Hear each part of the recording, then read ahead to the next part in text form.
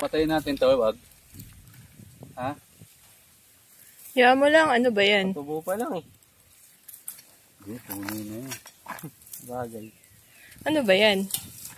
Puno ng ano yan? Hindi ko alam. Hiya mo.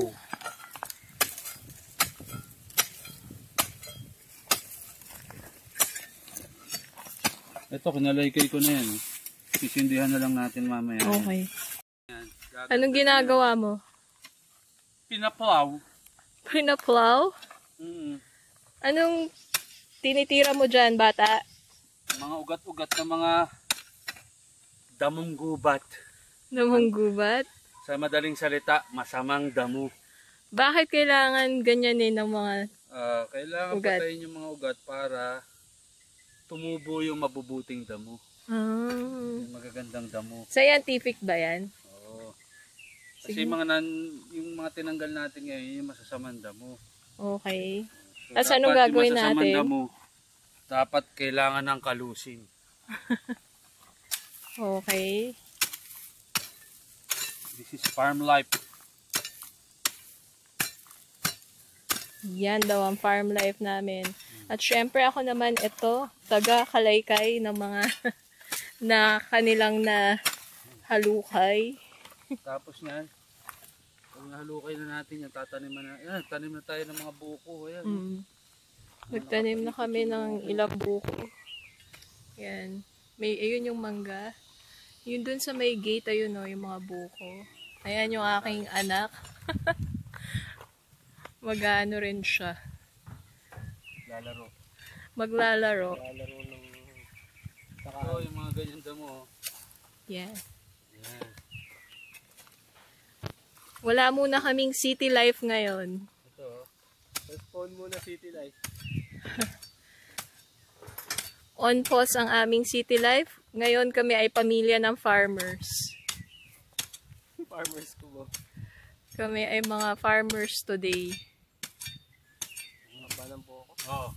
Kita mo, bunot, oh. Bago lang yan, dad ko, ano? Ganyan natin. Oo. Ginawa lang kanina. Oo. Show me some action. Come on.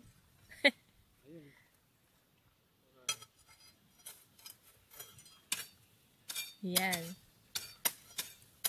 Yan. Ang galing nila, 'di ba? Si Moti at si Mr. Dakoy-koy.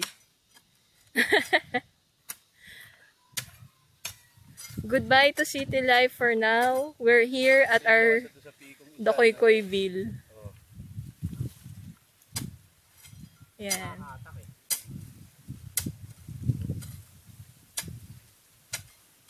Ito ang aking job. Magkalaykay.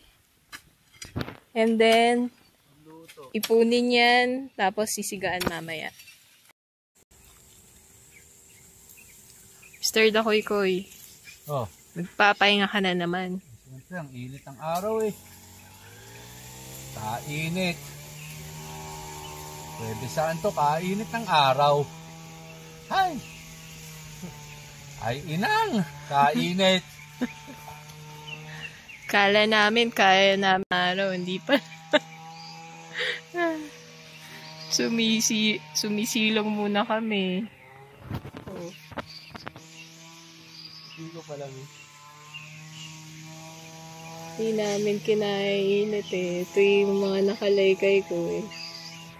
Ito, nandito ako sa likod ng container para hindi mainitan. Ayun sila sa may kawayan.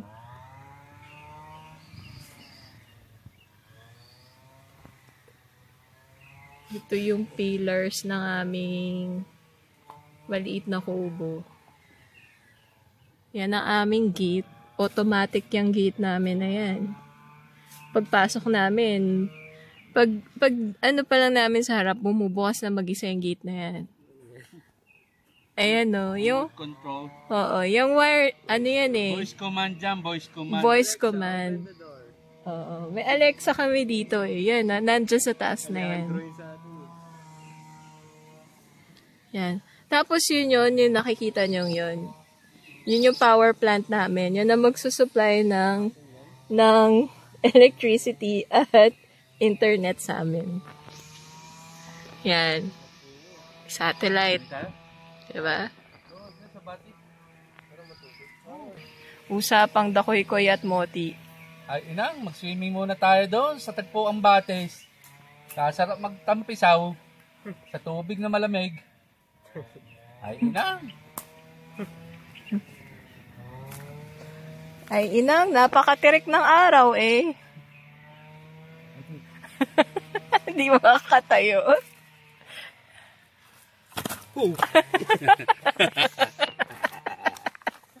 Muntik ko ba, mano dyan Asa ka sa... pa, asarol.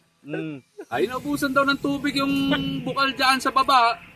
Doon tayo sa Wawalan Base Camp 1. Doon ay maraming tubig. Ay, nako, ay inang. Init. Ay, nako, Mr. Dakoy-koy. Dakoy-koy disapprove. Disapprove.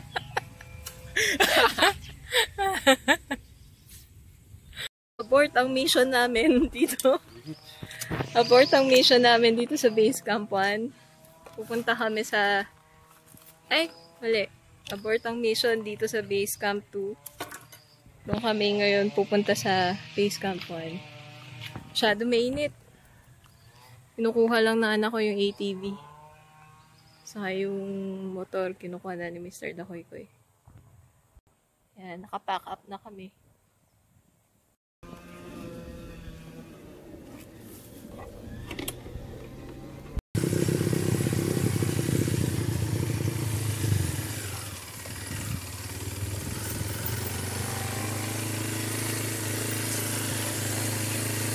Yun ang alalay ni Mr. Dakoy-koy.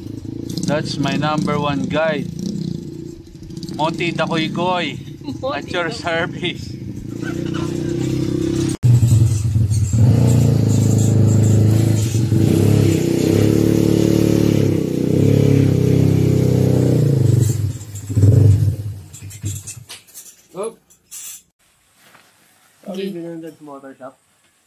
Ginabi na tayo dito. Gabi na pero maliwanag pa din. Kailangan nyo mabaklas yan. Nice yung mga ATV. Nandito nga ako ngayon sa lighted part ng bundok.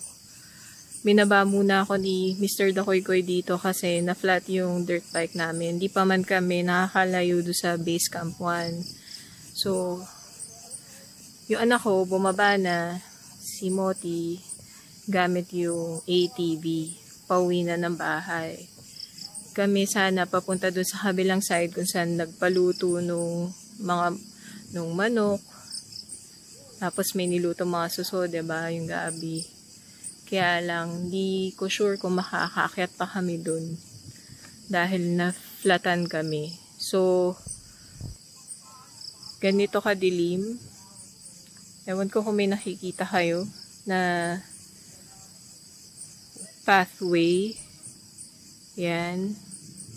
Ayan, ganyan kadilim ngayon. In-on ko lang yung flash. Tapos yan. Ito. Merong mga parating na tao. Yun. Aantay lang muna ako dito kay Mr. Dakoy-koy. Medyo malayo-layo na rin yung inandar namin. Siguro mga 10 minutes, nandito na siya. Diyan siya manggagaling sa madilim na part na yan. Malaking pasalamat kami to sa LGU dahil nakakabitan na to ng mga lamppost. So maliwanag na siya. Kuya, yan no. Yan, may mga lamppost na. So hindi na siya na masyado nakakatakot. And actually, dito na kami sa summit. Lapit na kami sa summit, sa grotto. Ito. Night ride po ito mga kaibigan. Yan po ang mga campsite dito. Yan ang jets. Napakarami pong tao ngayon. Napakarami pong tao. Yan, no? Napakarami pong tao ngayon. Ito, papanik na kami ngayon.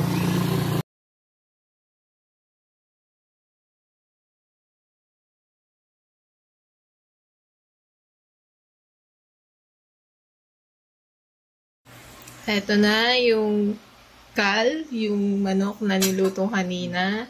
Tapos yung gabi na may suso na galing dun sa